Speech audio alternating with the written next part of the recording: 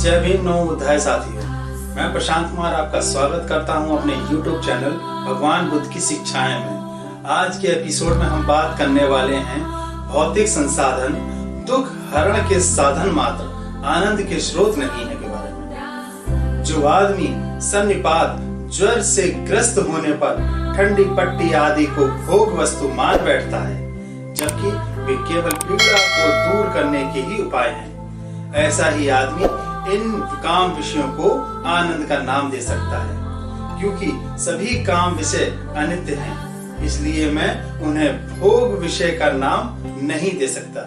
जो परिस्थितियां आनंद लाती हैं, वही बाद में पीड़ा बन जाती हैं। गर्म वस्त्र और सुगंधित लकड़ी शीत ऋतु में सुखदायी होते हैं, किंतु ग्रीष्म ऋतु में वही अप्रिय बन जाते हैं। चंद्रमा की किरणें और चंदन का लेप ग्रीष्म ऋतु में सुखदायी होते हैं, किंतु सर्दी में वही पीड़ा बन जाते हैं। परस्पर दो विपरीत वस्तुएं जैसे हानि लाभ, यश अपयश आदि कभी अलग ना होने वाले जोड़े संसार में प्रत्येक के साथ जुड़े हैं। इसलिए कोई भी आदमी धरती पर निरंतर ना तो सुखी रहता है और ना ही सदा दुखी रहता है। जब मैं इस दुख के स्वभाव के मिश्रण को देखता हूँ, तो मैं राजा और दास्ता को समान समझता हूँ, क्योंकि ना तो राजा ही सदा मुस्कुराता रहता है और ना ही दास सदा पीड़ा में रहता है। क्योंकि राजा के सर पर सदा ही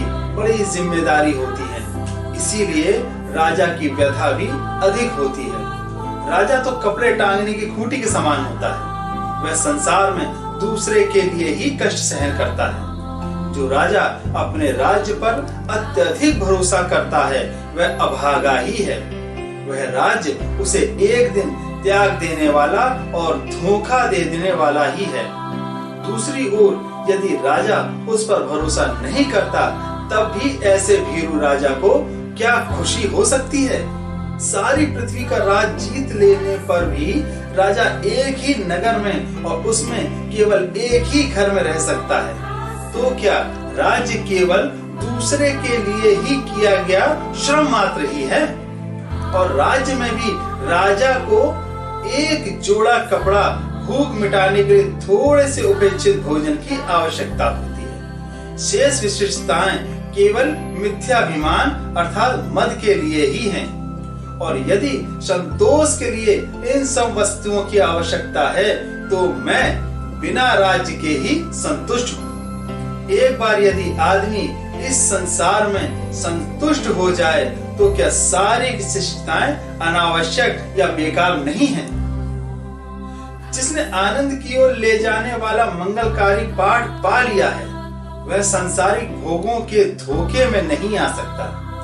आपकी इस उदार मित्रता को देखकर मैं पूछता हूँ कि आप पुनः बताएं कि इन भोगों में कोई सार है?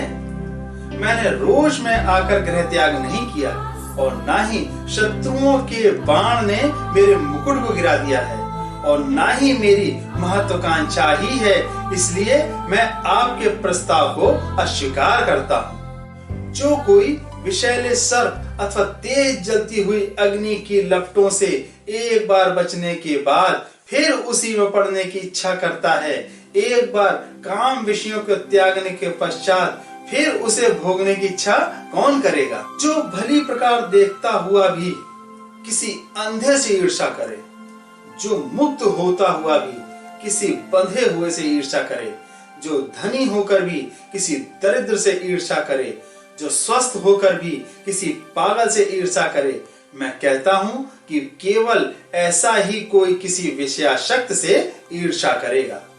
हे मेरे अच्छे मित्र, जो भिक्षाजीवी हैं, वह दया का पात्र नहीं है। इसे इस लोक में परम सुख प्राप्त है, परम शांति प्राप्त है। इसके आगे के लिए भी उसके सब दुख समाप्त हो चुके हैं।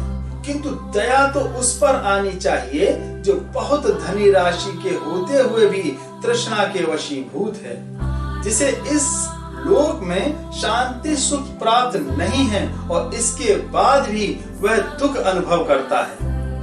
जो कुछ आपने मुझसे कहा वह आपके आचरण, आपकी जीवनचर्या और आपके कुल के अनुरूप है।